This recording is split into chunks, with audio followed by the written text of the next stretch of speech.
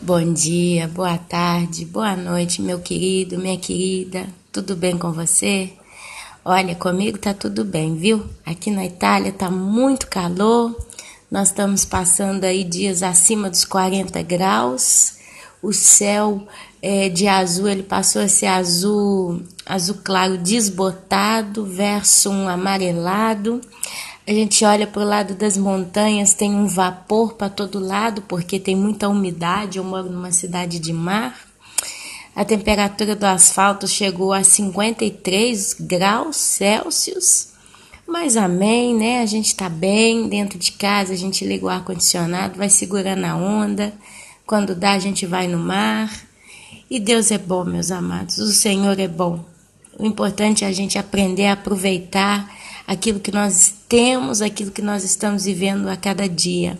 Tem notícia aí dos irmãos do Brasil que aí tá muito frio, né? Tá fazendo um frio realmente exagerado. Aqui na Itália tá fazendo um calor exagerado, como há muitos anos não tinha. Ano de 2017 tem sido um ano particular. Essa é uma frase que eu não posso deixar de usar nesse ano, de jeito nenhum. E tenho mais do que plena certeza que os próximos anos, os anos que estão por vir, e eu tenho certeza que ainda tem anos por vir na Terra, como ela é, com o homem caído de pecado, né? Ainda teremos aí no mínimo aí mais 7, 8 anos pela frente. No mínimo, 7 anos eu tenho mais do que certeza. 7 anos e meio, mais ou menos, a gente ainda tem. Esse mundo ainda vai caminhar como está. E nesses anos, né, que estão por vir, provavelmente, com toda certeza, as coisas vão somente piorar. Eu não estou aqui para trazer mensagem de catástrofe, como se eu fosse uma pessoa que amasse catástrofe, pelo contrário. Mas basta olhar lá de fora da sua janela, você vê como que o mundo já está gritando, né? Está gritando, está clamando, está sofrendo a natureza aí. Então, meus amados, a gente só tem que observar dia a dia, hora após hora. Eu tenho vivido o dia. Eu tenho vivido os dias. Eu confesso que há um mês atrás eu estava motivada com algumas coisas pessoais, tá? De coisa pessoal mesmo. Até andei estudando algumas coisas pessoais. Mas depois eu dei uma desanimada, porque acaba que a gente faz muita coisa e no final não faz nada, né? Então é onde eu dei uma acalmada no meu coração e estou fazendo aquilo que eu posso, dia após dia, aquilo que eu tenho em mãos. Amém, meus irmãos? E o conselho que eu tenho para te dar é o mesmo, sabe? Faça aquilo que você puder, dia após dia, dia após dia. A cada dia que passa, faça um pouquinho daqui, um pouquinho dali. Ontem eu estava indo trabalhar, como eu não sei se eu já contei aqui no YouTube, eu estou trabalhando em uma pasticceria. Pasticceria é o lugar que eles fazem doce, torta, bolo de aniversário, docinhos e todo esse tipo de coisa, de sobremesa, deserto, né? Esse tipo de coisa. Ele é bem grande e tal. E eu estou trabalhando ali de 4h30 da tarde às 8h30 da noite, se não muito até 9, 9 e pouquinho. E eu tenho que ir de segunda a segunda, não tem pausa, não tem mês de agosto aqui, é mês de férias e eles têm o que fazer. E a gente acaba trabalhando muito também. E nessa brincadeira ontem eu estava assim, realmente sem vontade nenhuma de ir, porque era domingo, meu marido estava em casa. Dá aquela sensação nostálgica, né? Poxa, todo mundo está em casa e só eu vou trabalhar. E eu pensei muito, confessei isso com alguns irmãos, em contar alguma história, arrumar alguma coisa, um motivo para eu não ir. E nessa brincadeira, eu conversei até com a sogra, falei, poxa, eu queria ir. Ela fala que não estou me sentindo bem, você está aqui comigo. E eu pensei tanto, meus irmãos, em falar isso. Meu marido tinha saído para montar um ar-condicionado a um cliente. Quando ele voltou, eu falei para ele, falei, ô Pepe, eu não queria trabalhar hoje não, são 20 dias que eu tô indo direto, eu tô meio cansada e tal, calorão também. O que você acha? Aí ele falou, não, vai trabalhar, são só 4 horas, passa rápido. Eu falei, não, rápido não passa. Não sei porquê, meus irmãos, não tá passando rápido. Ele, não, mas vai trabalhar, vai trabalhar. E assim, meus irmãos, eu pensei bem, falei, gente, eu vou escutar o conselho do meu esposo e eu vou trabalhar. Consegui descansar um pouquinho na parte da tarde, deitei um pouquinho no sofá com os meninos. E depois, quando eu fui trabalhar bem. Graças a Deus, Deus é bom. Eu estava com uma força, uma disposição, uma boa vontade, uma energia. E eu consegui trabalhar tão bem ontem, eu consegui fazer tudo. Deu 8h30, meu marido me foi buscar, me pegou lá, foi tudo muito tranquilo. E graças a Deus, eu estava realmente estudando uma mentira. Eu vou confessar aqui, como eu sempre confesso os meus pecados, né? Eu estava já pensando, intencionada em contar uma mentira, ligar de manhã para lá e falar que eu estava com alguma coisa em particular, que eu não tinha como sair de casa e ir lá trabalhar por causa do calor. Mas meu marido me colocou no trilho, né? Eu sou uma pessoa que eu me regulo, eu me equilibro muito com os conselhos de meu esposo. Apesar dele não ser salvo nesse momento, ainda não ter tido um momento com o Senhor, né? Apesar eu não sei, né? Às vezes ele é salvo e eu não sei. Ele é uma pessoa muito correta e nessa correteza dele eu sempre busco o conselho nele. E por mais que eu tô querendo fazer do meu jeito, quando ele me dá um ultimato, né, uma palavra, eu escuto aquilo que ele diz e faço. E eu posso dizer para os irmãos, nunca deu errado. Todas as vezes que eu busco nele aquele ponto de equilíbrio, porque eu, humanamente, às vezes não tenho a força para segurar. Meu lado carnal me quer levar a pecar e eu busco nele um conselho. E quando ele me dá um conselho, eu escuto o conselho dele, Deus me ajuda e eu não peco, né? Várias vezes acontece. Então, meus amados, na multidão do conselho tem muita sabedoria, né? Então, é onde a gente busca o apoio para andar avante. E nessa história de conselhos e conselhos e conselhos para andar avante, eu quero continuar com os irmãos algumas coisas aqui do livro de Tito, como eu deixei no último vídeo. Eu queria ler todo o livro de Tito, que é pequenininho. O livro de Tito é o Novo Testamento, ele tem só 3 capítulos. Você lê ele numa sentada, né? Em meia hora se você lê devagarzinho. Mas como a gente gosta de deglutir a palavra de Deus, como a gente gosta de estudar a palavra de Deus, não é só ler por ler, mas é pensar, refletir naquilo que lemos, amém? Então, conselho hoje de manhã para passar para os irmãos, tá bom? É isso que eu estou aqui para trazer.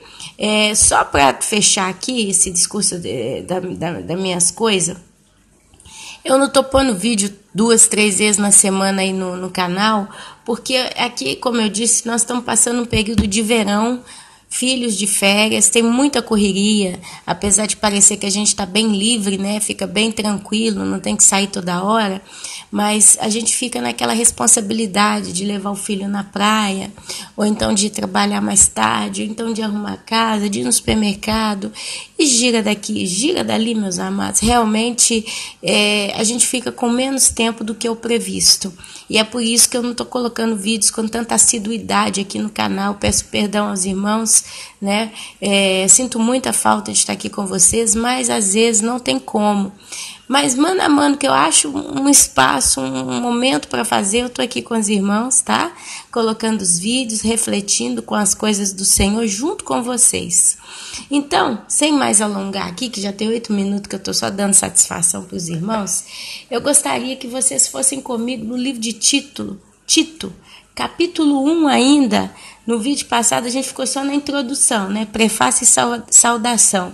Mas hoje eu acho que a gente vai caminhar de modo mais extensivo aí, mas sempre no capítulo 1, do versículo 5 em diante. E vamos ver até onde a gente consegue estudar esse livro maravilhoso. Amém, meus irmãos? Então, o livro de Tito, Novo Testamento.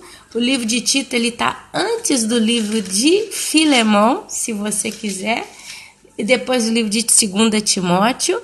Se não ajudou ainda, você vai lá no índice da sua Bíblia, coisa que eu faço direto, e procura lá o livro de Tito, tá bom, meu querido? Porque é uma carta muito pequenininha do apóstolo Paulo para esse apóstolo, para esse presbítero.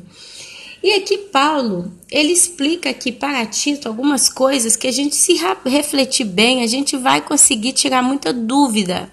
Olha só, às vezes você está indo numa igreja, Às vezes você está frequentando um grupo de crentes ou uma célula, ou você mesmo, né, está se comportando de tal modo. Eu acho que a gente pode usar esses conselhos que eu estou aqui para passar para os irmãos agora, para você tomar algumas decisões, caso seja o momento de você tomar alguma decisão espiritual, né, para sua vida prática. Ok?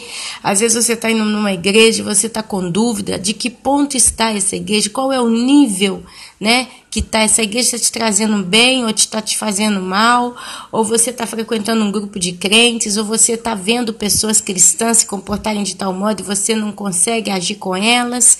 Vamos hoje pegar isso aqui como base para muita coisa, mas até mesmo aí pelo YouTube, sabe? Alguns pregadores que você tem escutado.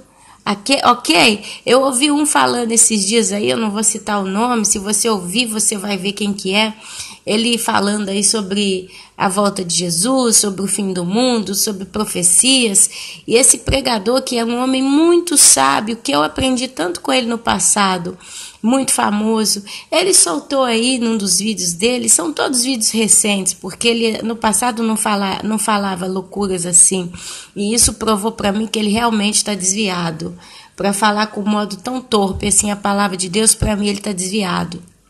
Ele soltou uma aí falando que a marca da besta na mão é uma atitude, sabe? Aquilo, são as escolhas que você faz para sua vida. Essa vai ser a marca da besta aí na mão da pessoa. E na testa, ele não falou, isso não é um microchip ou qualquer dispositivo eletrônico, né? Qualquer tecnologia avançada, não. A marca da besta na cabeça vai ser os pensamentos, as atitudes que cada um vai tomar para com Deus. Então, assim, ele resumiu a marca da besta, que está lá no livro de Apocalipse, como atos dos seres humanos, não vai ter marca não. E eu fiquei pensando, eu falei, então onde é que ele enfiou? Ninguém vai poder comprar ou vender sem a marca? Com as atitudes? Quer dizer, tampando um perigo tão perigoso, desculpa o pleonasmo, mas tampando um sinal, uma coisa que vai acontecer na prática, no futuro, nessa terra, com mentira e fábulas. Explicando coisas tão sérias e chamando o mal de bem, porque ele amortetizou, aqui na Itália a gente fala amortetizar, quando você faz uma coisa tão séria, fica suave, sabe? É quase como se eu falasse, a criança está brincando com uma faca muito afiada, uma criança de 3 anos. Só dela pegar na lâmina, ela pode cortar a mãozinha. Então, em vez de eu deixar esse alerta, olha, se aquela criança pega na lâmina daquela faca, ela já corta até o dedo, de tão afiada que tá. Aí é como se eu falasse, em vez de eu falar a coisa como ela é, não, essa criança é inteligente, ela não vai ser burra de pegar na lâmina da faca e cortar a mão, não. Sim, tem 3 anos, mas a criança já sabe pensar, e a faca até que ela não corta desse jeito não, tem que posicionar ela num pedaço de madeira, num apoio, numa base para cortar direito, então não tem problema não, é a mesma coisa. Eu recapitulo aqui, a marca da besta vai ser algo físico, implantado nas pessoas que vão adorar o anticristo. Não é uma atitude, vai ser também uma atitude, porque eles vão se caminhar a aceitar a marca da besta e adorar a besta. Mas a marca da besta, repito, se você está ouvindo esse tipo de pregador aí pela internet, eu vou te dizer mais uma vez, a marca da besta não é isso que ele está falando, mas vai ser um dispositivo eletrônico. Eu não sei se vai ser o microchip, porque eu já aprendi que a tecnologia, quando ela é apresentada para o povão, ela já está ultrapassada no mínimo de 10 anos. Quer dizer, quem passa a tecnologia e distribui ela na sociedade, passa algo que eles já estão usando há muito tempo. Então a gente ainda está achando aí que possa ser um microchip, e eu não descarto a possibilidade realmente de ser um microchip, tanto que se você pesquisar aí na internet sobre o microchip, você vai ver que ele tem todos os requisitos aceitáveis para ser usado como uma marca, na mão direita ou na fronte. Já foi comprovado que ele só pode ser usado na mão direita, porque é o único lugar do corpo humano que ele pode ser recarregado, e na fronte, para quem não tiver mão, né, algo do gênero. Mas eu não sei dizer se vai ser exatamente o microchip. Pode ser uma tecnologia ainda muito mais avançada. Mas é uma coisa física. A marca da besta vai ser um dispositivo físico implantado na mão direita ou na fronte das pessoas que vão aceitá-la. E detalhe, uma vez implantada no corpo, não pode ser retirada. Ela não é só uma coisa do homem. Essa marca da besta, ela é um dispositivo que ela vai marcar o mundo espiritual da pessoa, quer dizer, ela vai marcar o próprio espírito e a alma da pessoa, a alma vivente. Porque a Bíblia afirma que quem tiver essa marca não vai entrar na vida eterna, mas vai entrar na morte eterna. Vai ser lançado no lago de fogo e enxofre, junto com Satanás e sua hoste. Entendeu? Então não vai nessas conversas fiadas que estão soltando por aí, estão soltando coisas terríveis aí. Eu vi um vídeo ontem, se eu puder eu até replico esse vídeo aqui no meu canal, que a gente está vendo realmente a mentira, o engodo da mentira que está sendo espalhada e de modo tão agressivo. E eu vou falar para você, depois que eu vi esse vídeo, que eu vou tentar baixar no meu canal, depois que eu vi esse material, ou pelo menos nesse vídeo aqui, eu vou deixar o link. Eu acho que é melhor, porque você escuta esse vídeo, depois lá no, como que fala, nas anotações do próprio vídeo, na apresentação do vídeo, vai ter o link. Eu vou deixar o link. Você clica nesse link e você vai ver esse vídeo do canal, acho que é do canal On Off, não tenho certeza. E ele ali puxou, tá? Vários pastores que estão aí, muitos que a gente já conhece, outros que muitos não conhecem, e ali ele está denunciando. O único nesse vídeo que ele deixou, que eu queria deixar uma observação para os irmãos, é o Olavo Fonseca, acho que ele é Olavo Fonseca que chama. É um senhor que usa óculos e ele tem um canal, né, de perguntas e respostas. E ele fala que a marca da besta pode não ser o microchip, tá? Mas aí teria que pegar o vídeo todo dele, do Mário Fonseca, acho que é Mário Fonseca ou Mário Carvalho, não lembro. E eu ouvi esse vídeo dele. Ele é muito coerente nas palavras e eu vou na mesma ideia que ele fala. Pode ser que a marca da besta não seja exatamente o microchip, mas seja um outro tipo de dispositivo eletrônico que nós ainda não conhecemos. Algo que seja realmente fatal, tá bom? Então ele deixa isso e o menino puxou a frase dele quando ele afirma que a marca da besta não vai ser um microchip, né? E generalizou o negócio. Então eu gostaria de puxar uma atenção só para ele, mas é o único dos pregadores que estão desse vídeo de denúncia. O resto tá tudo depravado, segundo a minha opinião, tá tudo desviado. Estão vivendo mentira e engano e estão levando muitos para o abismo junto com eles. Amém, meus irmãos? Então, voltando aqui à carta de Tito, aos bons conselhos, eu quero começar a ler aqui do capítulo 1, do versículo 5 em diante, para você então refletir nesses conselhos que nós vamos receber aqui agora e usar isso para mediar o que você está vivendo ou fazendo ou recebendo na sua vida espiritual. Amém, meu irmão? Então, vamos lá. Tá aí a caneta, deixa eu pegar a caneta aqui. O apóstolo Paulo, ele começa dizendo o seguinte: por esta causa te deixei em Creta. Creta é uma ilha, tá? Paulo deixou o apóstolo Tito, né, digamos assim, na ilha de Creta, para que pusesses em ordem as coisas restantes, bem como em cada cidade constituístes presbíteros, conforme eu, Paulo, te prescrevi.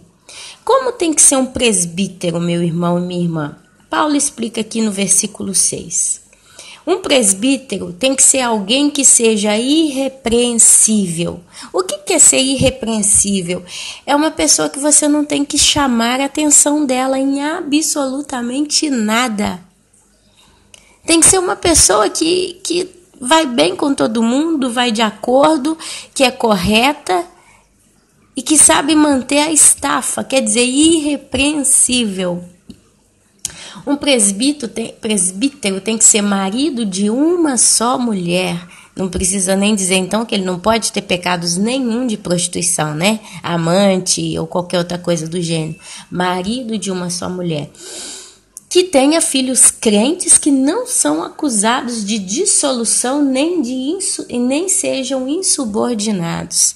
Alguém diria, mas como é que eu posso garantir que meus filhos vão ser crentes e insubordinados?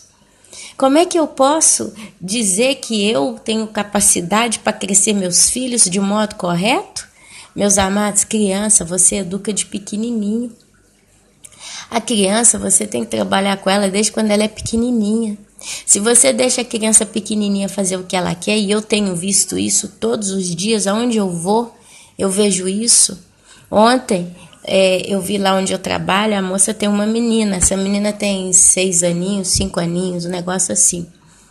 E essa menina fica na casa de cima com a moradora de cima. A menina é muito gente boa, pega a menina pra mulher do meu patrão, faz a menina ficar o dia inteiro na casa dela, deixa ela ver a televisão, faz ela comer, faz ela dormir, dá banho. É como se fosse uma babá de graça, né? Muito carinhosa, muito paciente. Chega um momento que ela pega a menina e desce com a menina para a pasticceria para deixar a menina com a mãe, o que é mais que justo. Ontem, inclusive, era até domingo. Ela desceu com a menina. Vai, fica com a sua mãe agora, tá? Que eu vou. A menina não queria ir, ficar com a mãe, queria subir de novo. Aí ela tentando fazer de tudo para deixar a menina. A mãe da menina, em vez de pegar a menina pelo braço e falar, não, basta, se ela quer ir embora para casa dela, ela vai, você agora fica comigo? Ai, Sofia, não, vem cá, ai, amor. Aí chamava o marido, amor, resolve. O amor dela, o marido dela, mais pra lá do que pra cá. E a moça, né, fazendo de tudo para deixar a menina. E eu vi que a moça realmente chegou no momento máximo, já era 6h30, 7 horas da noite, a menina estava desde de manhã na casa dela, tá ficando todo dia. Então, assim, né?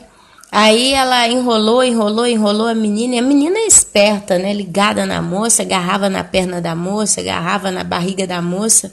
E a mãe murcha, ai, fica aqui, não, Sofia, não, Aí a menina depois conseguiu pôr ela na mão da mãe, né?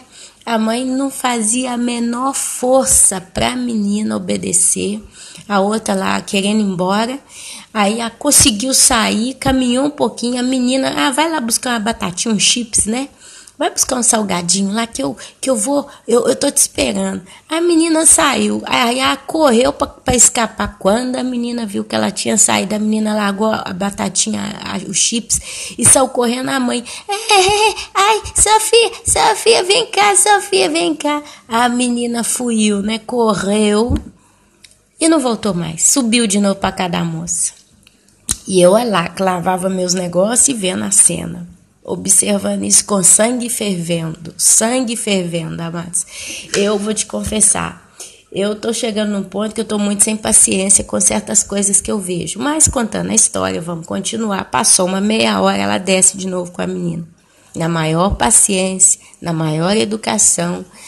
A mãe dela, Sofia, que eu vou te fazer um macarrãozinho, a pastinha, né? A gente chama de pastinha, o macarrãozinho para criança aqui. Que mamãe vai te fazer a pastinha. Aí pôs a panela no fogo, aquele macarrão com sal e água. A moça sentou na cadeira, tentando enrolar a menina para a menina acalmar. Aí passou uns minutinhos, eu lá lavando os negócios e vendo. E a moça falando assim, aí passou uns minutinhos, Sofia, fica com Ana. E eu olhei assim como eu comecei a dar bola para essa menina nos primeiros dias. A menina começou a ficar antipática comigo.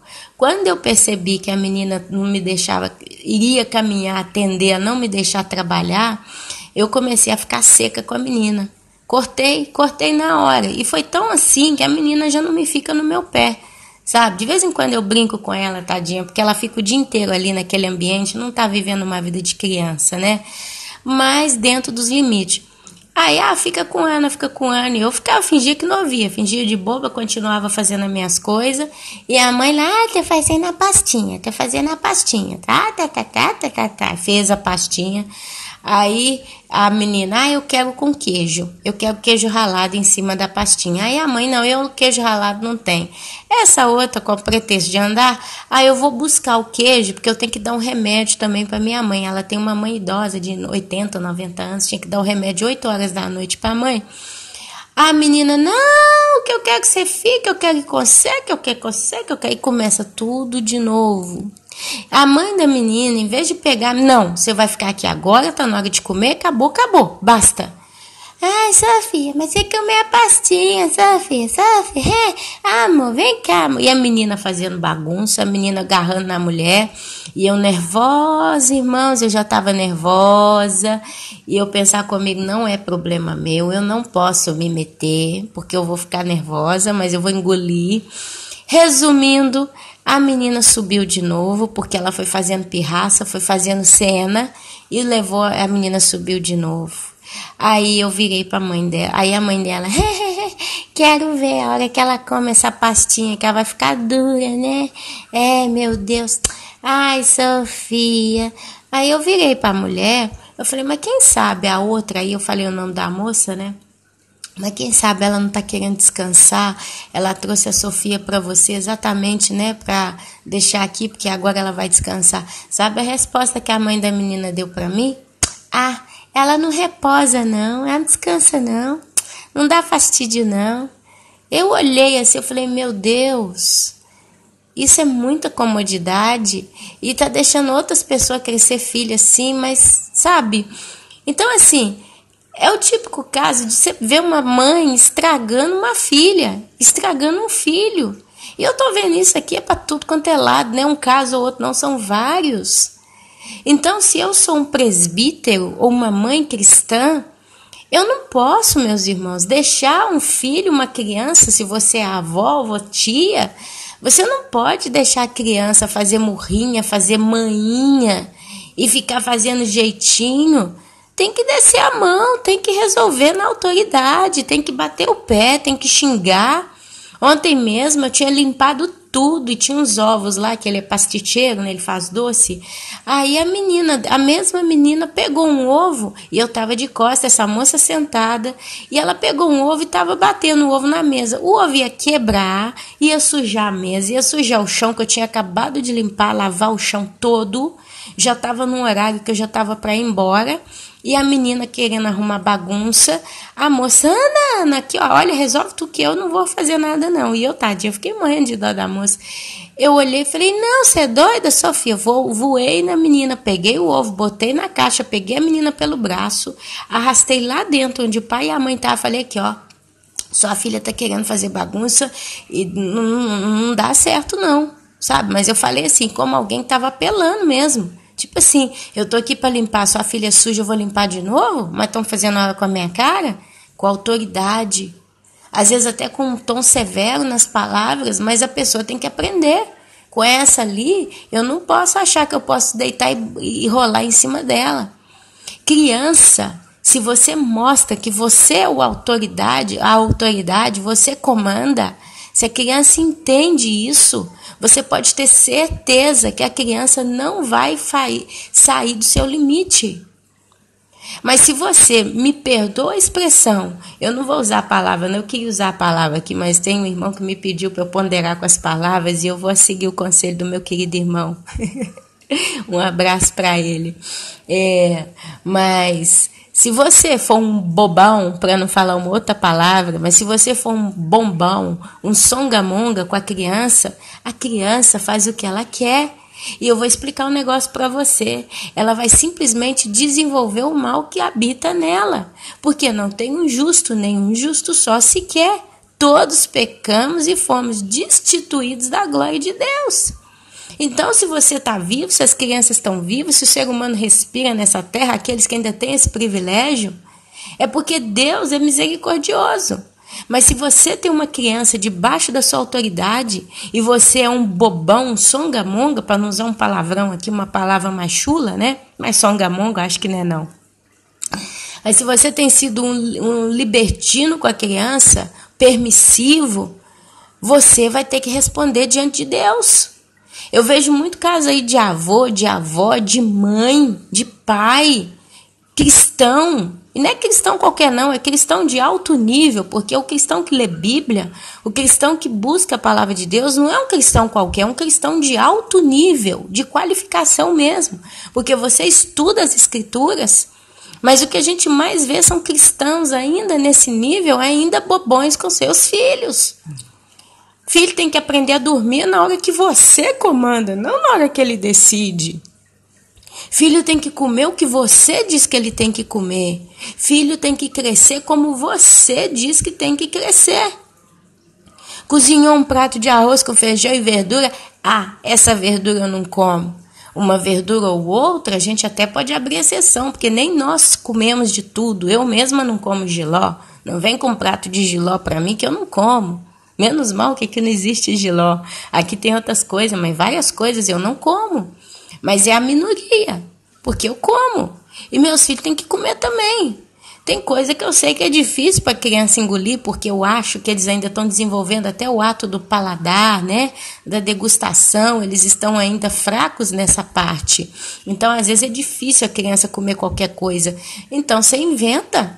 Se ele não quer comer uma certa verdura, vai lá, cozinha a verdura, faz um omelete da verdura e põe na frente dele. E ele então tem que comer. Sabe? Criança não quer dormir. Ah, meu filho não dorme. Dá 9 horas da noite, meu filho ainda tá ligado igual uma lâmpada. Não, meu filho dorme meia-noite, 1 hora da manhã. A hora que eu durmo, ele dorme. Meu irmão, minha irmã, muda seu padrão, muda seu ritmo. Eu sei disso, a minha própria irmã, ela fala pra mim, ela fala, meus filhos, antes de 11 horas da noite, eles não dormem. Eles ficam brincando. Depois, quando eu vou dormir, aí eles dormem também. Isso não existe, meus irmãos. A gente tem que aprender a ter disciplina. Parece besteira, mas são as pequenas coisas que vão moldando o caráter da criança. Se você ensina desde novinho as coisas como devem ser, olha, eu tenho um menino de 10 anos. E eu vou dizer para os irmãos, eu passo aperto com meu filho de 10 anos, porque ele está desenvolvendo um caráter muito particular. E eu realmente brigo muito com meu filho. Mas eu não vejo nada que ele faça de errado e faço vista grossa. Eu fico calada. Eu quebro o pau, eu xingo, eu ponho de castigo. Eu até deixar de orar de noite com eles, eu deixo. Quando eles aprontam muito, falam o que não deve, fazem. Eu falo hoje de noite, eu não oro com vocês, porque vocês estão em pecado. Que oração vai ser essa? Que hipocrisia é essa de fazer e aprontar o dia inteiro de noite e orar? Sem ter sinceridade no coração, sem se arrepender como se deve. Então, meus irmãos, a gente tem que aprender a ter disciplina. A criança tem que aprender. Eu não posso chegar diante de Deus em oração por orar. Ou eu oro de verdade ou eu não oro. E meu filho de 10 anos, das 9 horas da noite, ele já está deitado dormindo. Tem gente que não acredita. Como é que você faz? Seus meninos 9 horas da noite já estão dormindo? Sim, porque eu ensino para eles desde quando eles são nenenzinhos, dá 8h30, tem que dormir. Porque a noite pertence a mim e ao meu marido. Nós temos que estar de noite diante da televisão, ou diante do que for, fazendo o que for, mas filho no meio não tem que ter, não. Filho dá um horário, ele tem que dormir. Tem que comer o que eu falo e tem que mudar. Pode ser que eu não vou ter a perfeição de crescer um filho 100%, mas uma coisa eu posso dizer, eu vou ser cobrada diante de Deus ainda por muita coisa, mas não por tudo. Porque as coisas extremas, as coisas básicas, a gente está cuidando. Então, meu irmão, minha irmã, é só um alerta para você. Então, filhos irrepreensíveis. O filho de um presbítero tem que ser um filho bom, mas não só de um presbítero, de um crente verdadeiro. Por quê? Aí continua aqui. Porque eles vão crescer e vão crescer no caminho do Senhor. Ensina a criança desde pequena no caminho do Senhor, né? Andar nos caminhos do Senhor. E quando ela crescer, ela não se desviará deles. Ensine a palavra de Deus para os seus filhos, meus irmãos. E eu estou falando aqui, a gente parece que está perdendo um pouco de tempo. Às vezes você está me ouvindo, você não tem criança. Você está falando, poxa, mas eu não tenho criança, por que eu tenho que ouvir isso?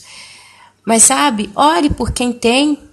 Peça a Deus pela vida dos pais, das mães que você conhece, das avós, dos tios, das crianças que são da sua família, dos seus sobrinhos, priminhos, das crianças que você vê na escola, talvez onde você trabalha, ou na escola que está do lado do seu serviço.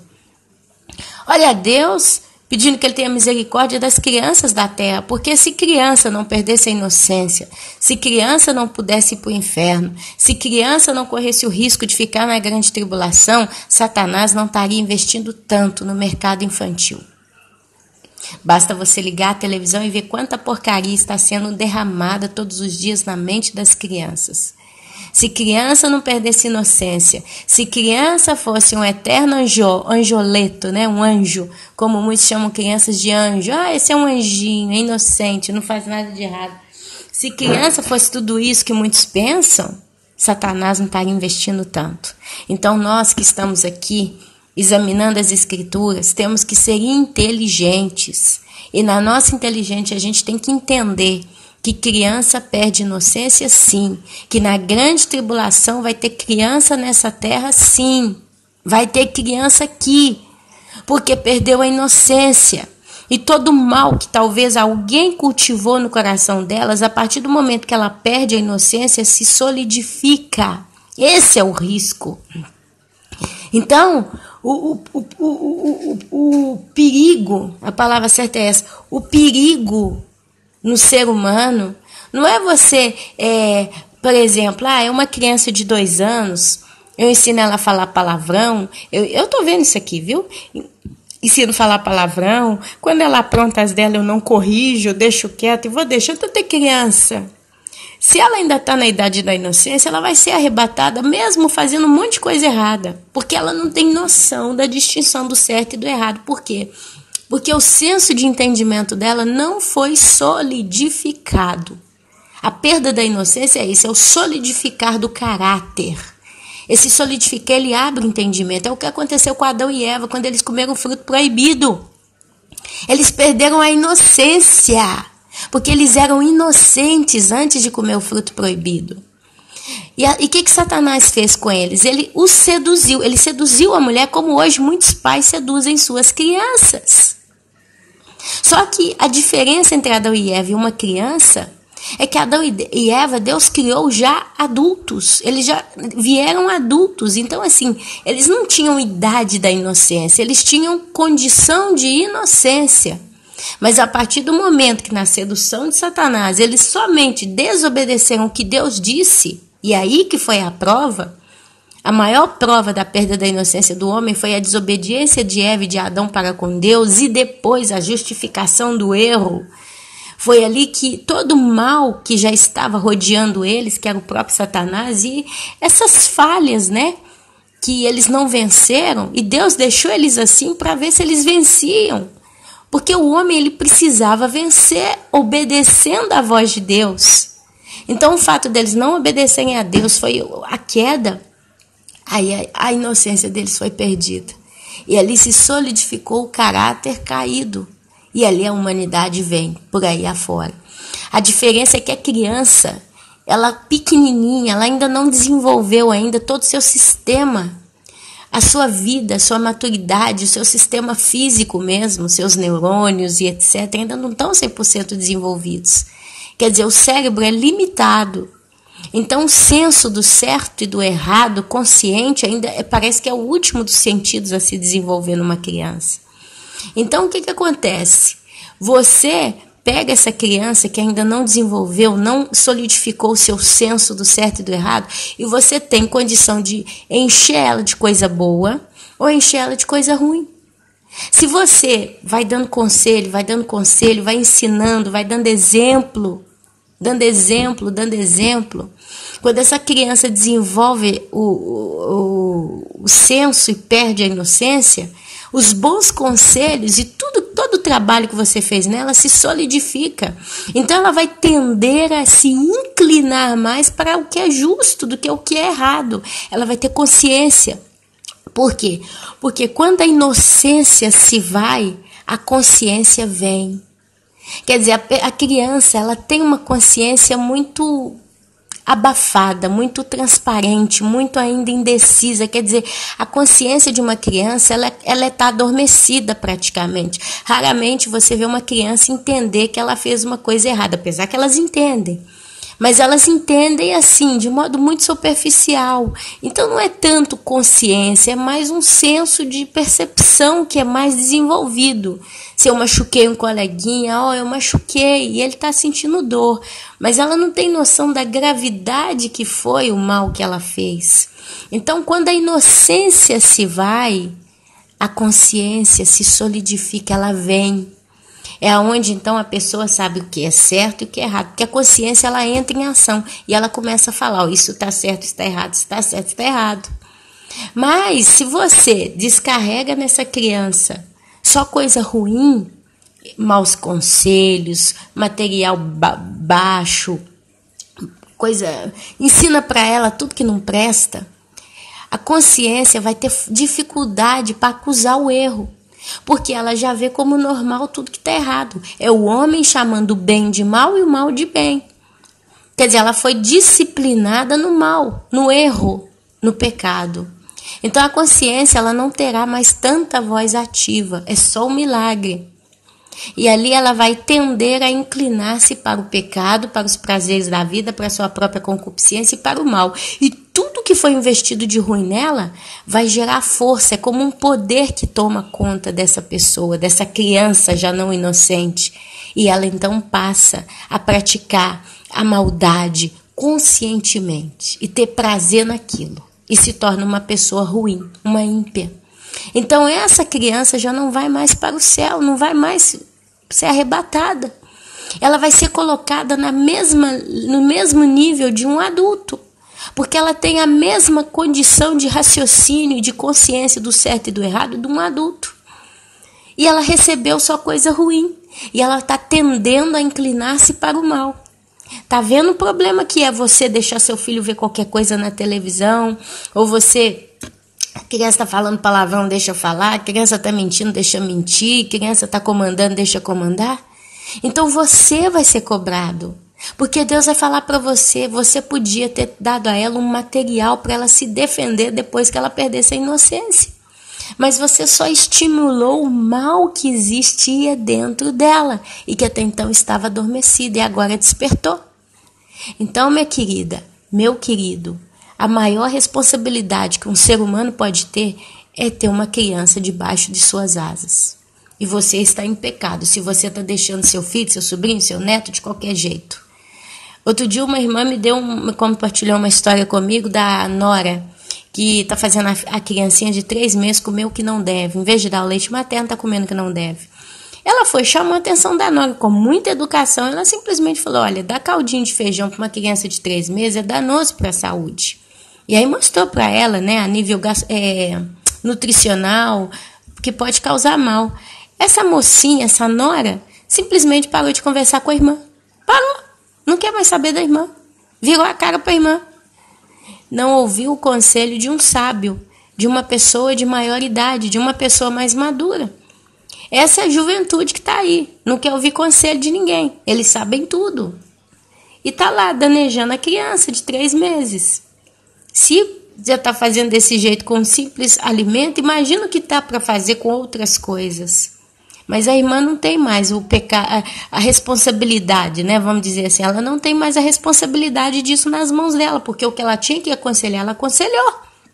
Agora, se você quer fazer o errado, faça. Você fechou a cara para mim, pecou 2 vezes, né? Pecou por não crescer bom a criança, né? Fazer a criança comer o que deve, e tá pecando por ter virado as costas para mim. Então, amados, eu sei que não é fácil. Mas o presbítero tem que ter filhos bons, amém? E a gente também tem que fazer o nosso melhor. A gente ouve histórias aí de pessoas já grandes de idade falando, meu filho é uma bênção. E como é bom quando a gente tem isso por aí, amém? Então vamos lá, vamos continuar. Filhos crentes que não são acusados de dissolução nem de insubordinação. Dissolução, meus amados, é quando você está fazendo divisão entre as coisas, você está deturpando a verdade.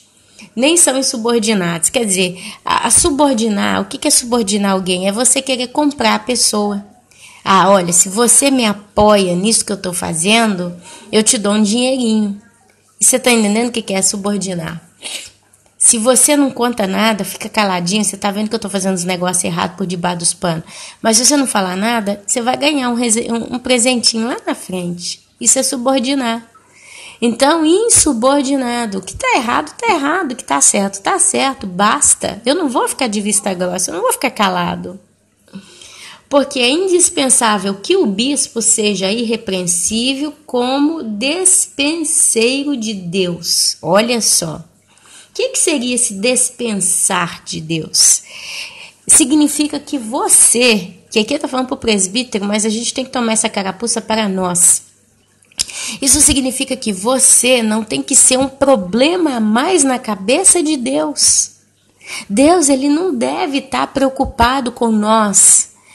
No sentido, poxa, a Ana Paula tá mentindo, a Ana Paula tá prostituindo, a Ana Paula tá fazendo facção, a Ana Paula tá fofocando, a Ana Paula é isso. Não!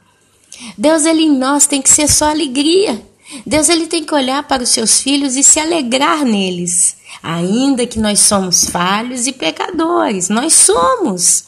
Mas a falha e o pecado tem que ser acidente de percurso.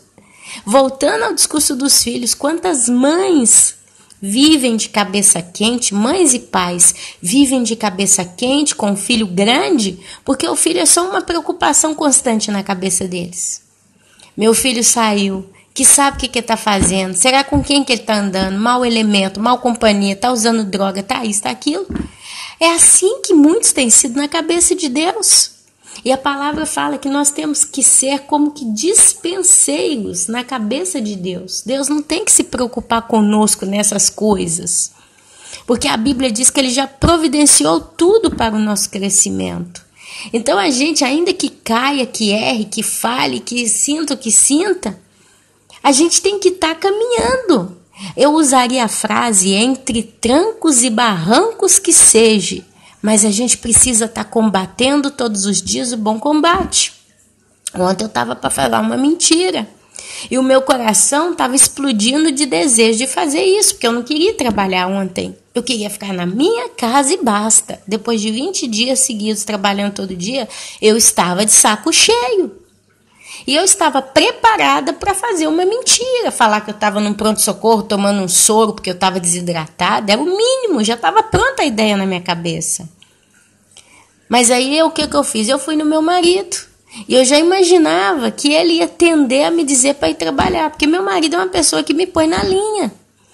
Mas se ele falasse, então vamos dar um jeitinho, a gente resolve, eu ia ficar pulando de alegria, sou sincera, meus irmãos. Ontem eu estaria dando saltos de alegria com aquele pensamento, tanto depois eu peço perdão a Deus, tem tempo de eu pedir perdão a Deus. Mas hoje eu vou dar uma pausa, porque eu cheguei no meu limite. E ali eu comecei ontem a achar tantas justificativas para o meu ego. Mas aí eu gritei no meu marido, o que eu faço? Posso? Não, você vai trabalhar. Ok, eu vou trabalhar. É o que você está dizendo. Aconteceu uma outra coisa aqui agora de manhã. Eu estou precisando fazer compra, né? O mês acabou, chega aquele momento que você precisa já fazer compra para repor as coisas. E assim, como aqui agora é época de férias, tem muita muvuca, o povo está dirigindo carro, bagunça no meio da rua. E assim, eu não queria ir com o carro. Eu não queria pegar o carro sozinha e ir fazer essa compra na cidade vizinha. Então, a ideia era até ir, eu estava realmente preparada para ir. Mas aí eu falei com meu esposo, eu falei, mas você não tem que ir lá 10 minutinhos, 20 minutinhos fazer alguma coisa, que aí você me descarrega no supermercado, eu faço a compra, depois você passa e me pega? Ele falou, pode até ser. Depois ele desenterrou o dinheiro ontem à noite que a gente tinha para fazer a compra, ele desenterrou muito dinheiro. Aí veio com 40 € para fazer compra. Aí eu apelei, eu falei, eu não vou lá fazer compra com 40 €, porque realmente não dá para comprar quase nada. É um desperdício de tempo, é um desperdício de gasolina, de tudo. Aí ele virou para mim e falou, não. Então, desculpa, meus irmãos. Então vamos fazer o seguinte, amanhã eu não estou agarrado, a gente vai de manhã fazer as compras. Ok. Eu podia bater o pé? Eu podia pôr na minha cabeça, vou dar o cartão de crédito que eu vou lá do meu jeito? Mas quando ele decretou aquilo, não, amanhã a gente vai. Eu falei, ok, acabou o problema. Sabe, Eu acho bacana você que está aqui me ouvindo, e eu sei que o áudio já está bem grandinho, meus irmãos, mas sinceramente, eu não estou fazendo áudio todo dia, né? Nós não estamos aqui fazendo vídeo todo dia, e hoje eu estou podendo fazer, eu estou aproveitando. Eu acho que tudo que é bom a gente tem que aprender a ouvir, amém? E eu falo não para você, eu falo para mim também, eu compartilho as minhas experiências de vida. Olha só, se você, minha irmã, ou meu irmão que está aí do outro lado me ouvindo, tem uma pessoa, seja ela quem for, que é aquela pessoa que te ajuda a consertar, te dando o conselho correto, agarre-se com essa pessoa. Busque com essa pessoa. Na hora que você não tem força, vai até ela, porque ela vai te alavancar e vai te ajudar. Meu marido não é crente em Cristo como eu sou. Ele não lê Bíblia, ele não quer saber de Deus. Ele tem um temor a Deus, ele tem respeito para com Deus.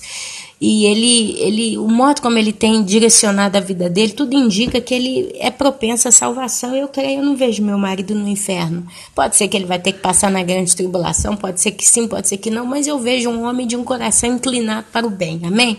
E a ouvir a voz de Deus, apesar dele ainda não estar buscando. Mas ele é um ímpio. Mas ele é a pessoa que me coloca na linha quando eu não dou conta. Então eu grito com ele. Me dá ajuda. O que eu faço? Me dá um conselho. O que você tem para me dizer diante de tal coisa? E quando ele me dá o conselho, eu não penso duas vezes. Eu ouço o conselho que ele me dá. Então isso me ajuda. Quantas e quantas e quantas vezes eu tenho sido liberada, né, de cometer pecado, porque meu marido está na frente e me dá um bom conselho. Amém? Então, se você tem uma pessoa na sua vida que pode te endireitar na hora que você não tem força para fazê-lo, busque ajuda nessa pessoa de verdade. Pergunta para ela, olha, eu tenho tal situação diante da minha vida. O que você me aconselha a fazer? E ela vai te dar o conselho justo. E ali você escuta. Olha, você vai se poupar de muita lágrima, provavelmente. Amém, meus irmãos? Busque conselho em quem pode te dar bons conselhos. Então, meus amados, olha, porque é indispensável que o bispo seja irrepreensível como despenseiro de Deus, quer dizer, Deus não precise se preocupar com esse presbítero, né? E não tem que se preocupar então conosco. Não arrogante, quer dizer, a pessoa não tem que ser arrogante. Como é um presbítero, e geralmente um presbítero ele está à frente de uma igreja, está à frente de várias pessoas, a tendência e a facilidade para eles é virarem pessoas arrogantes, se sentirem os donos da verdade, os importantes, eu sou o cara, eu sou a mulher e não sei o quê. Mas a Bíblia fala que eles não podem ser arrogantes. Quantos pastores, quantos líderes estão xingando e ferindo as ovelhas com palavras arrogantes, palavras violentas, palavras que machucam com arrogância. Quem é você para me dizer que eu sou seu pastor, que estou errado? Sabe, se sentem a um nível superior aos demais. Eu estou acima de tudo e de todos. A palavra de Deus diz que esses homens não podem ser arrogantes, porque nós todos, diante dos olhos de Deus, somos filhos de Deus, somos humanos, somos irmãos em Cristo. Fazemos parte do chamado corpo de Cristo, cada um com a sua função. Mas num dia lá na eternidade nós vamos ser vistos como uma família. Quer dizer, o pastor lá no céu, ele não vai ter um nível superior do que a irmãzinha. Depende do galardão de cada um, mas isso não vai gerar no coração dos humanos que vão estar no céu a arrogância. Eu sou superior a você. Não existe isso. Então o pastor, o presbítero, ele não pode ser arrogante. Se às vezes um irmão pode estar vendo uma coisa errada no seu pastor e quer ir lá e quer corrigir o pastor tem que saber escutar o conselho da pessoa. Porque às vezes quem está de fora, né, vê o que quem está vivendo certa situação não está vendo. Então é onde você vira e pode dar o conselho. Pastor, posso te dizer uma coisa? Com muito amor e carinho e respeito, está acontecendo tal situação, assim, assim, assim. E ali você vai e coloca o que está acontecendo. Se Deus colocar no teu coração. Uma coisa é você acusar um homem de Deus com arrogância. Outra coisa é você admoestar uma pessoa, um homem de Deus, em algo que você e muitos estão vendo que está errado.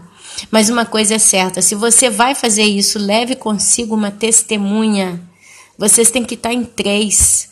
Porque aquela testemunha está diante de você e do teu pastor e está vendo o que você está falando e está testemunhando. Você não pode ir sozinho e advertir. Vá sempre com alguém de confiança, alguém de Deus do teu lado. Amém? A Bíblia nos ensina assim. Então, não arrogante, não irascível. Irascível vem da palavra irritação, irar. Seria um homem manso, um presbítero, um pastor, um homem representante das coisas da palavra de Deus, um mestre, né, um ensinante das coisas de Deus, ele tem que ser manso. Se é uma pessoa irascível, raivosa, irritante, irada, vocês acham que essa pessoa vai conseguir passar para nós algo de bom? Então tem que ser manso. A Bíblia fala que os mansos herdarão o reino de Deus. Herdarão também a terra, né? Tem um negócio assim. Não dada ao vinho, mas esse dado ao vinho é beberrão. Porque o próprio apóstolo Paulo, no livro de 2 Timóteo, ele aconselha Timóteo a tomar um pouquinho de vinho todos os dias e fala que é bom para o estômago e outras coisas várias. Então, um pouco de vinho não faz mal a ninguém. O próprio Jesus tomou vinho, o próprio Jesus transformou água em vinho. Mas quando fala na Bíblia dado ao vinho, embriagão e coisas do gênero, está falando de pessoas que vivem bêbadas, viciadas no vinho ou em qualquer bebida alcoólica. Então você não pode ser dado ao vinho. E digo dado ao licor, dado ao conhaque, dado à cerveja, dado a todas essas coisas de modo descontrolado. A palavra de Deus diz que tudo nos convém, mas nem tudo a gente tem que fazer. Eu vou sair bebendo vinho na frente de uma pessoa que para ela isso é um escândalo? Absolutamente não. Eu vou comer algo que diante de uma pessoa de Deus é um escândalo? Absolutamente não. Ah, mas eu vou querer dar lição de moral? Não, que eu bebo vinho, porque Jesus bebeu, eu bebo também. Por que você faz a ignorante, irmãzinha? Não. Você tem que ter sabedoria no seu comportar. Você não pode julgar os pés pelas mãos e querer ser o dono da verdade. Você precisa aprender a poupar aqueles que são mais fracos do que você. Porque não é o ato que faz a pessoa pecar, mas é a fraqueza na fé que ela tem que a faz pecar. Se você acha que comer carne de porco não tem problema nenhum, não é pecado, não é imundo, não é impuro, não é sujo, você come a carne de porco.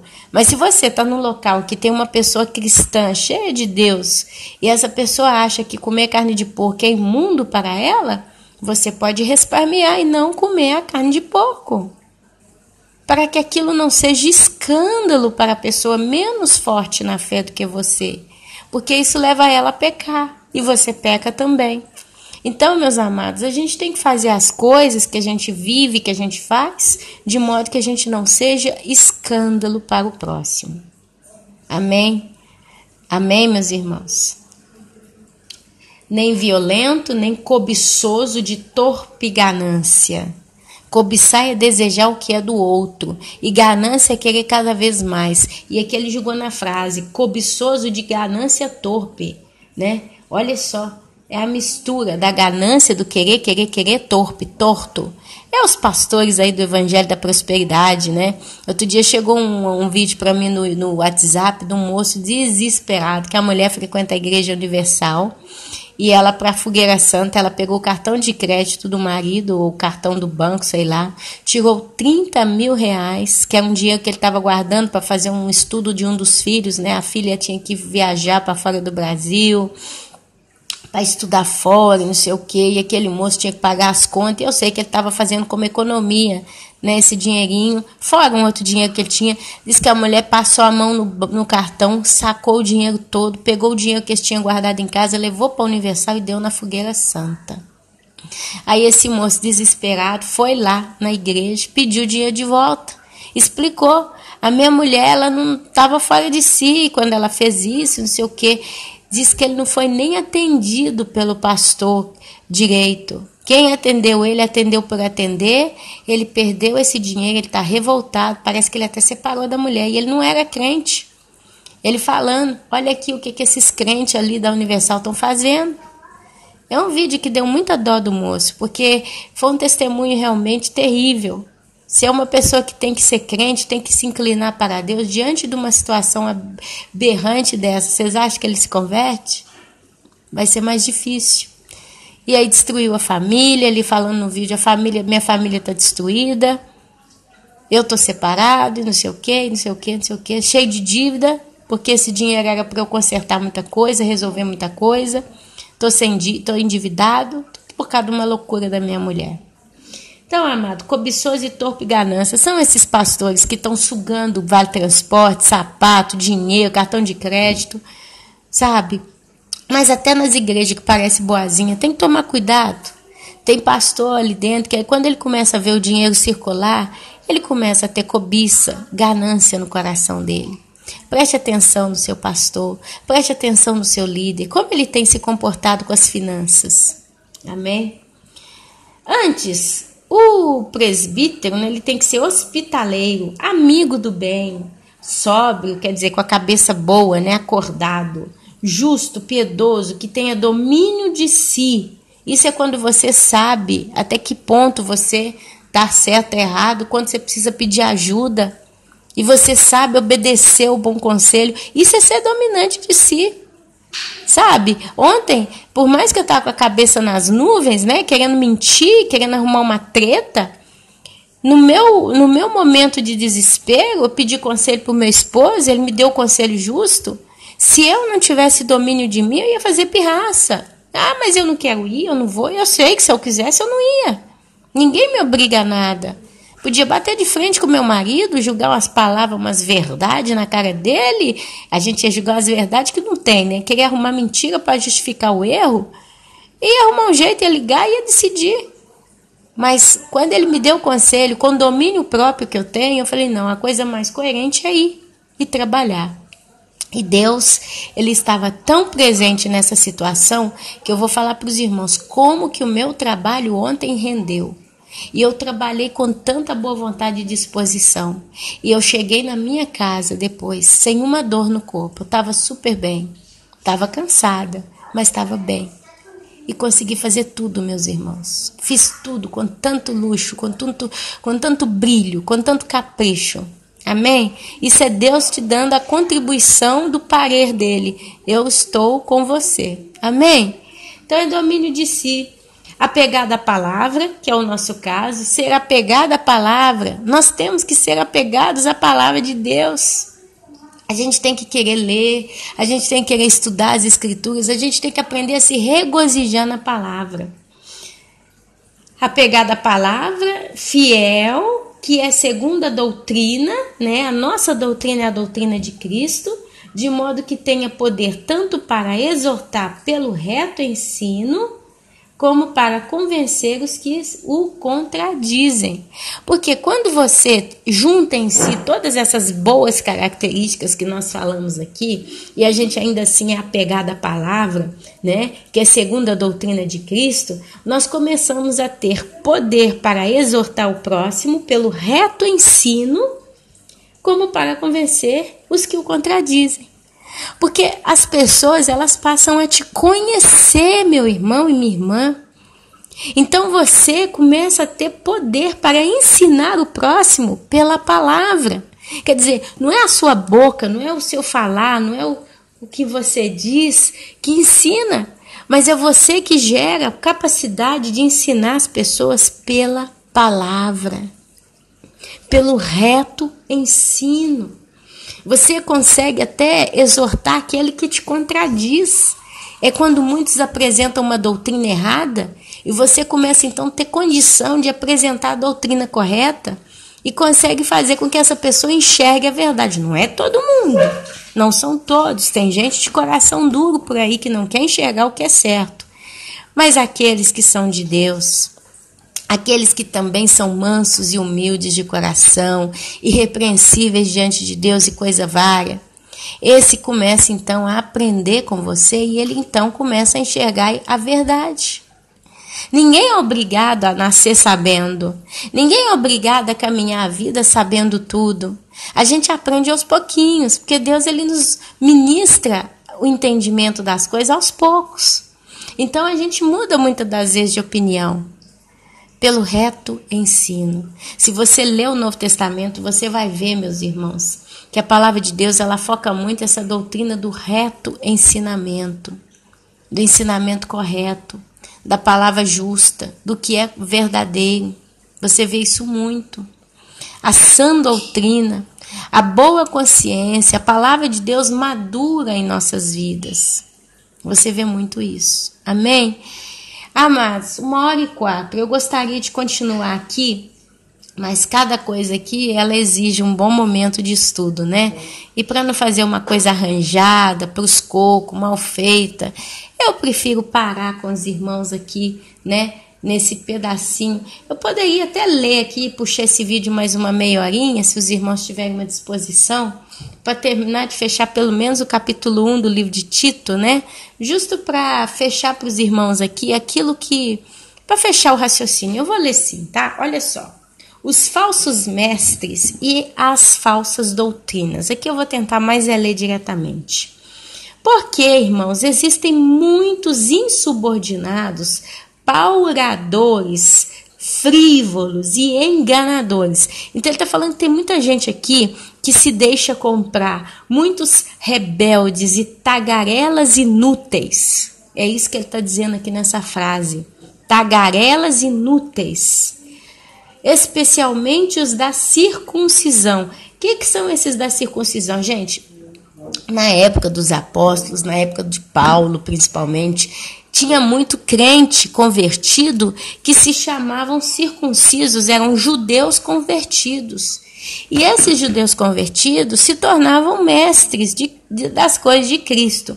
Então se sentiam doutores da lei no meio dos cristãos. Quer dizer, eles largavam a lei dos profetas, né, de Moisés lá, e passavam a ensinar as coisas do evangelho de Cristo.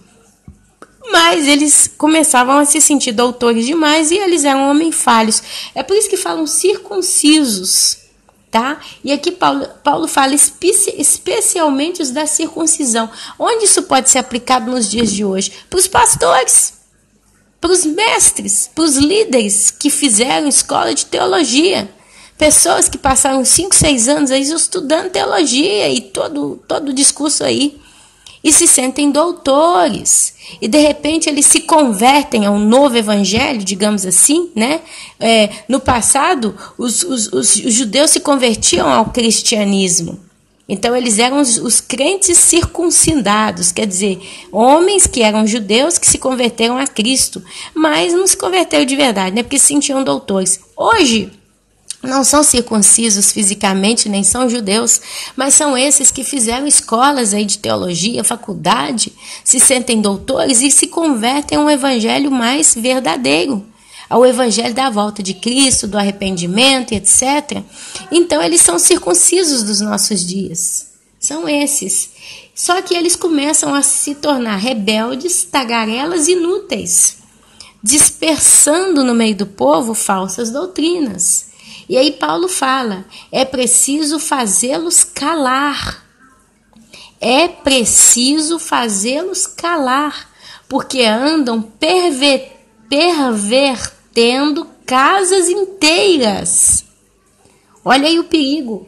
Andam pervertendo casas inteiras, ensinando que não devem por torpe ganância. Eu queria explicar um negócio aqui. A ganância não é só pelo dinheiro. Tem muitos que têm ganância de poder. Querem ser o número 1 na liderança. Querem ser famosos. Querem ser reconhecidos como doutores no que dizem. Isso também é ganância. Querem mostrar que eles têm o maior número de seguidores atrás deles.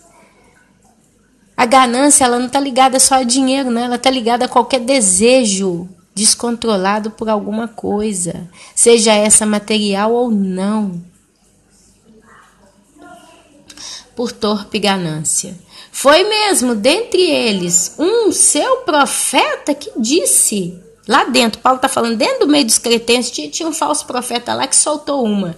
Cretenses, sempre mentirosos, feras terríveis, ventres preguiçosos.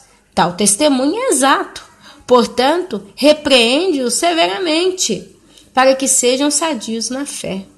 A Bíblia fala, meus amados, que nós temos que aprender a repreender esses que estão falando besteira, para que eles se tornem sadios na fé. E não se ocupem com fábulas judaicas, nem com mandamentos de homens desviados da verdade. Olha aí, nós não estamos vendo isso aí hoje aos quilos por todos os lados? Olha, antigamente era fácil a gente ver coisa boa no YouTube, era fácil achar o que não presta, a gente tinha facilidade em separar o que era bom do que não era. Mas eu confesso para os irmãos que hoje a gente chegou num ponto que tem muitos irmãos falando, irmã Ana, falando comigo, né? Quando a gente conversa com alguém em particular, tá ficando difícil até no YouTube achar o que presta, porque tá uma guerra. Tá uma guerra. O negócio aí fora tá feio, tá difícil. Outro dia abri um canal e o moço pregava, falou tudo tão bonito e tal. Eu gostei muito do vídeo, me inscrevi no canal do moço. Aí fui escutar o segundo vídeo. Quando eu fui ouvir o segundo vídeo do moço, ele começou a falar que Lúcifer era filho de Deus e ele teve relação com Eva. Que o nome Jesus é um nome herético, que se você fala o nome Jesus, você está em pecado de heresia, você não vai para o céu. E aí foi soltando, meus irmãos. Ana, me desinscrevi do canal dele na mesma hora e não quero ouvir mais nada. Quer dizer, ofereceu um vídeo de bom conteúdo, inclusive esse moço eu ouvi ele também. Quando ele veio soltando esse negócio do nome de Jesus, eu não ouvi, porque eu já vi que Deus é maravilhoso. No livro de Apocalipse tem uma passagem nessa guerra que a gente está vendo aí do povo do nome de Jesus. O nome de Jesus é Yeshua. O nome de Jesus é Yehoshua. O nome de Jesus é Jesus, né? A gente está vendo gente fazer guerra com o nome de Jesus.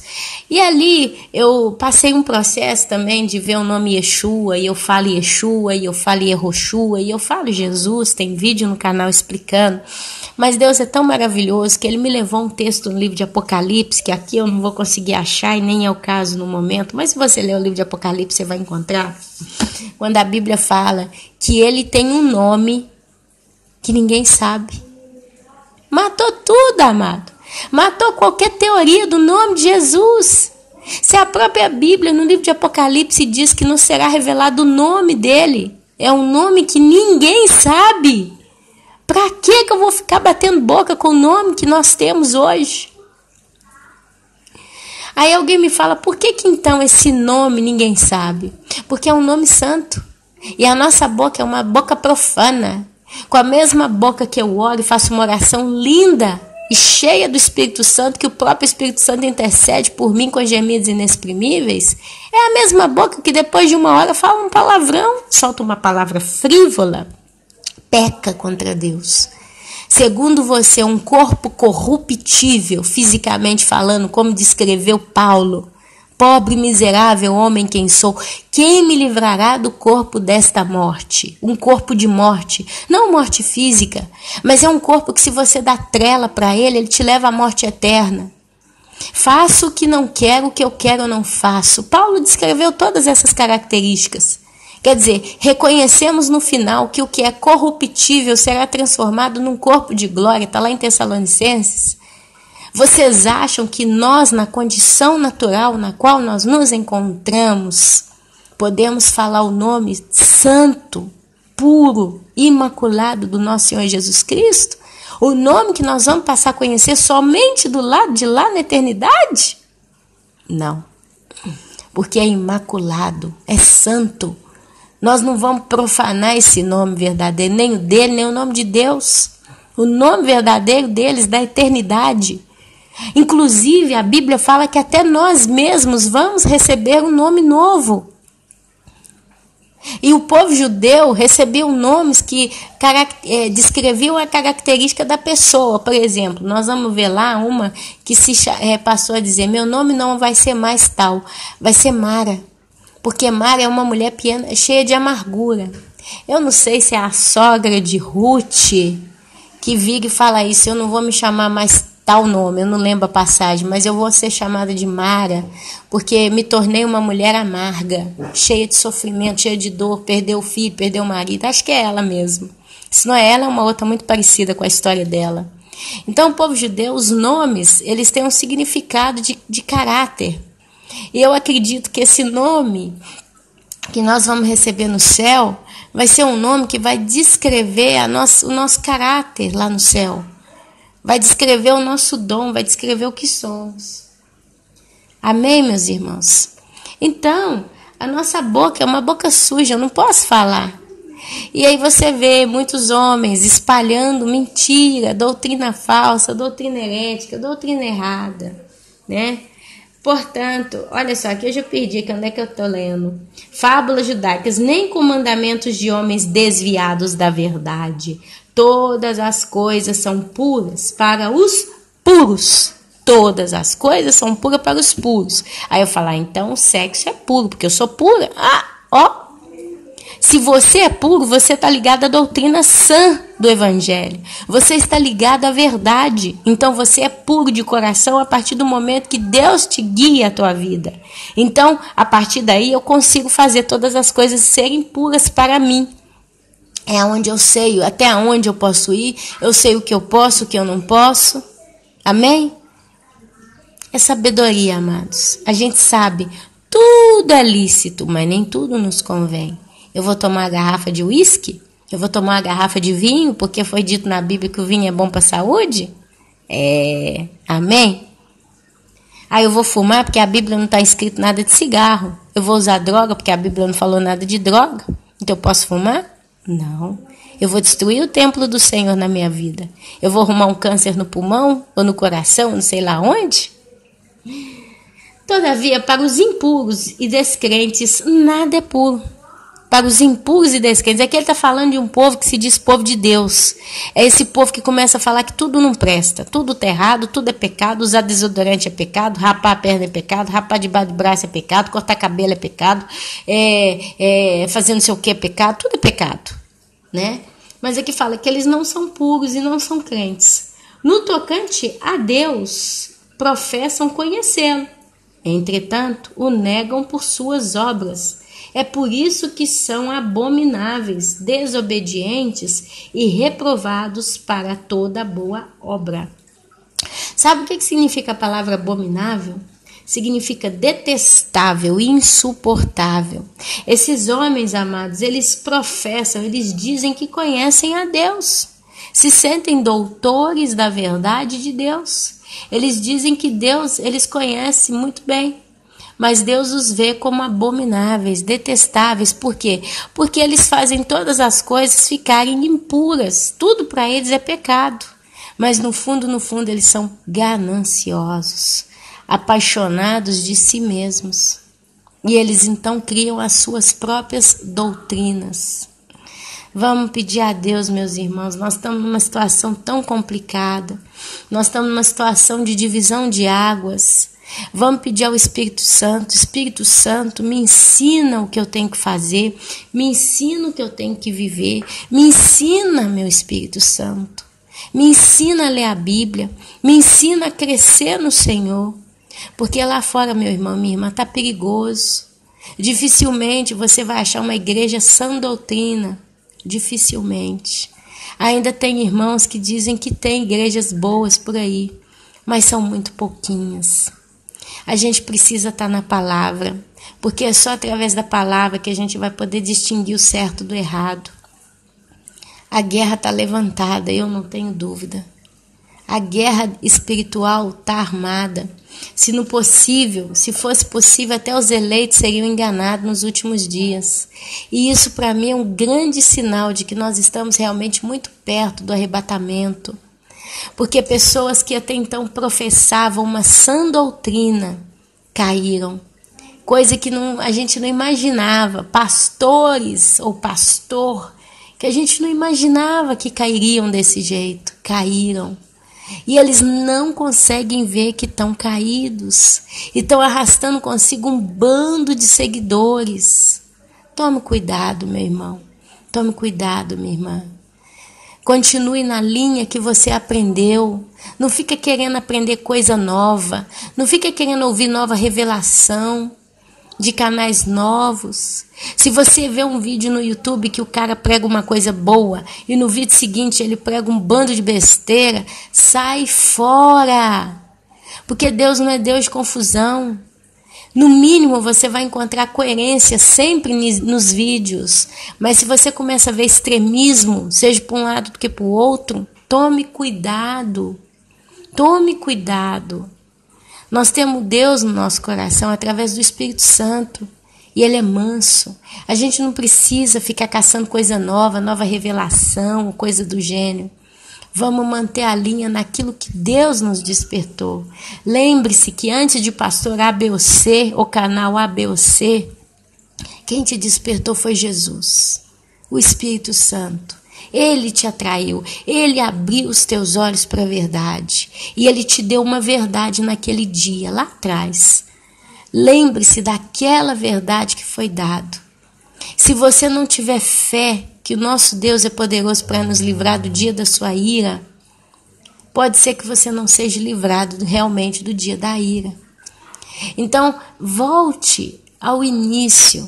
Cante aquela canção, quero voltar ao início de tudo, encontrar-me contigo, Senhor.